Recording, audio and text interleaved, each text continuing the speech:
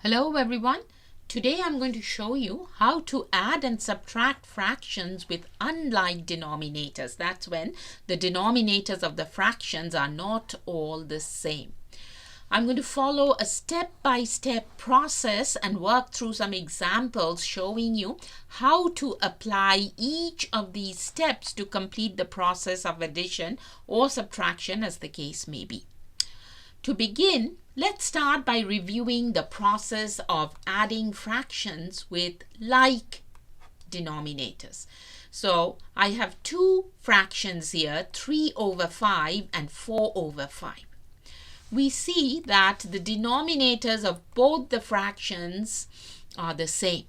We have 5 as the denominator of both the fractions. In other words, we have what's called a common denominator.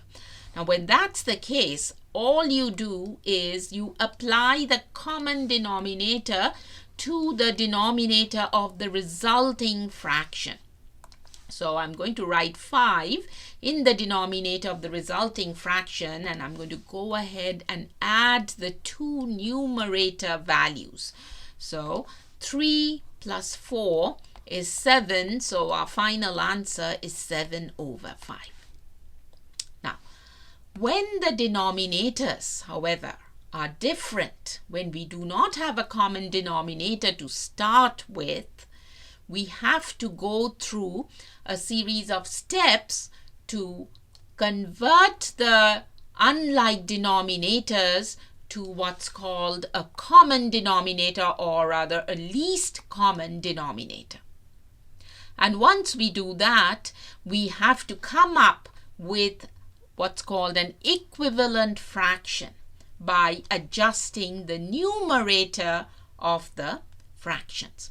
So let's go through the process using an example. So I'm going to clear this space here and come up with two other fractions, this time 3 over 8 and 5 over 6. So I'm going to add these two fractions, and we see here that the denominators are different.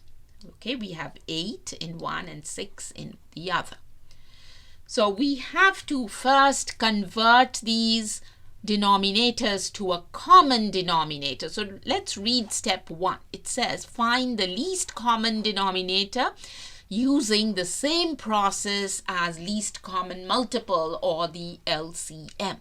Now, LCM and LCD are the same things. Here, because we are working with denominators, we are using the term LCD. The process of finding the LCD is the same as the process of finding the LCM. Now, I've already posted a video explaining the steps to find the LCM. If you haven't watched that yet, then you may want to, but I'm going to review the steps here briefly anyway when working on step 1. So let's go to that, finding the LCD.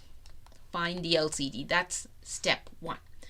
Now the process of doing that is take your two denominator values 8 and 6 and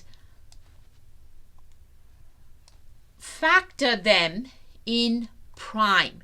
So the prime factors of 8 are 2 times 2 times 2. 2 times 2 times 2 is 8, right?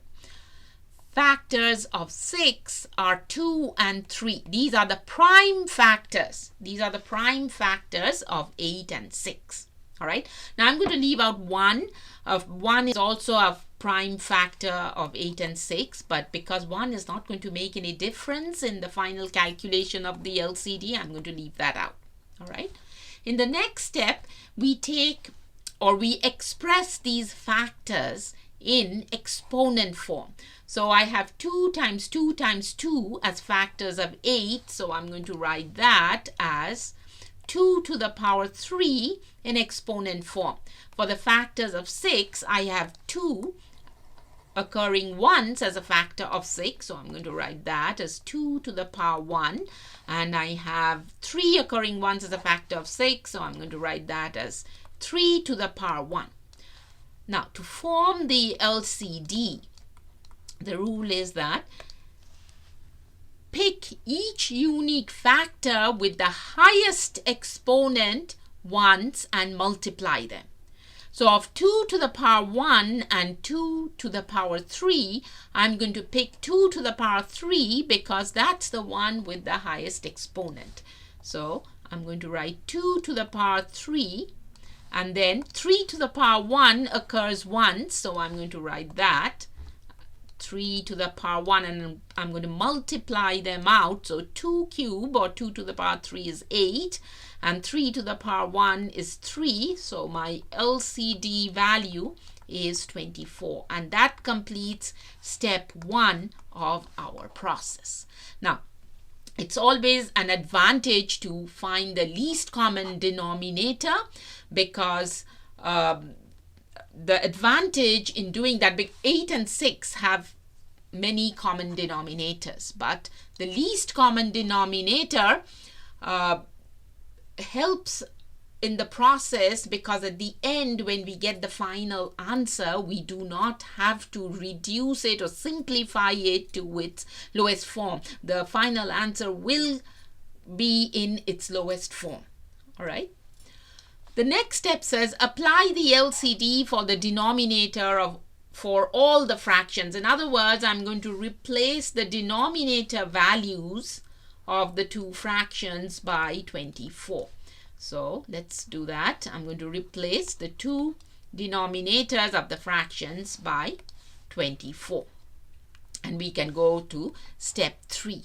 In step 3, what we do is we adjust the numerators to come up with an equivalent fraction. What is an equivalent fraction? An equivalent fraction is one which, when reduced, gives us back the original fraction. All right. So it's important that we adjust the numerators, because if we didn't adjust the numerators and we just left it as 3 over 5, look what happens. 3 over 24 is a completely different fraction from 3 over 8. Likewise, 5 over 24 is an entirely different fraction from 5 over 6. Right? So we have to come up with what is called an equivalent fraction, so that we get a fraction which, when reduced, is going to give us back the original fraction. The process of coming up with an equivalent fraction is to multiply the numerator by a certain quantity.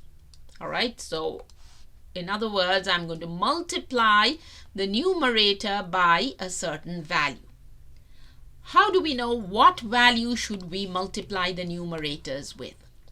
There's a simple way of figuring that out. Take your LCD value you just found and divide it by the original denominators of your fractions.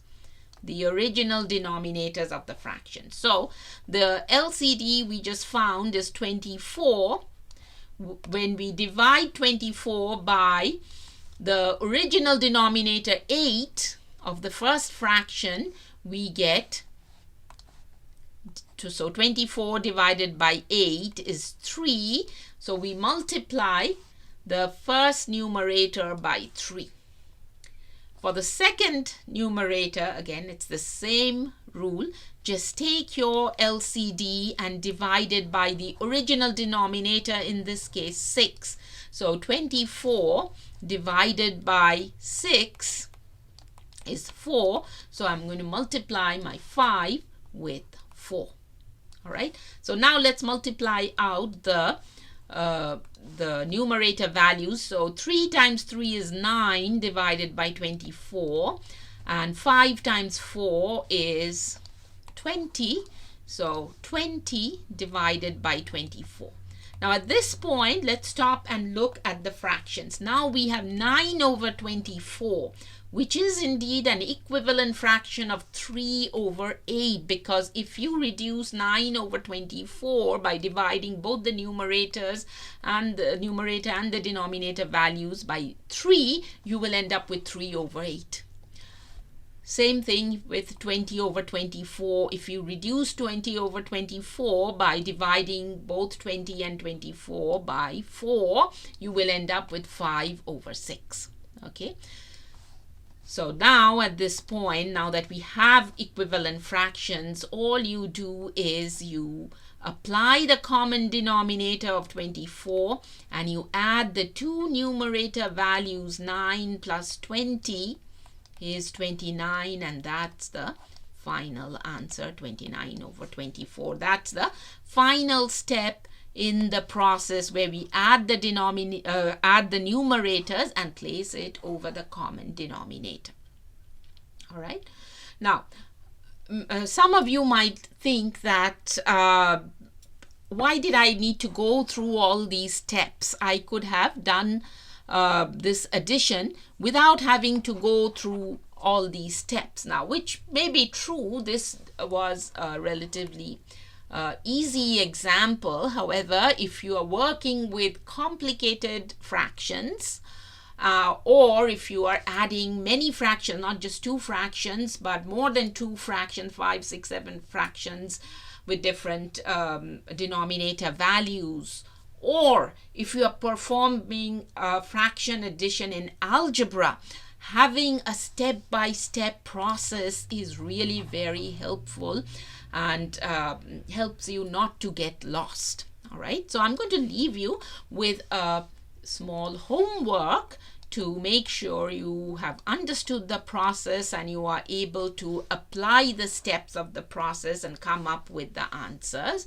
So let's see if you can add 11 over 12 plus 15 over 16. All right, try to work this addition and write the answer in the comment section below, and I will be happy to look at it and reply back. Thank you very much for watching today, and I will see you in another video.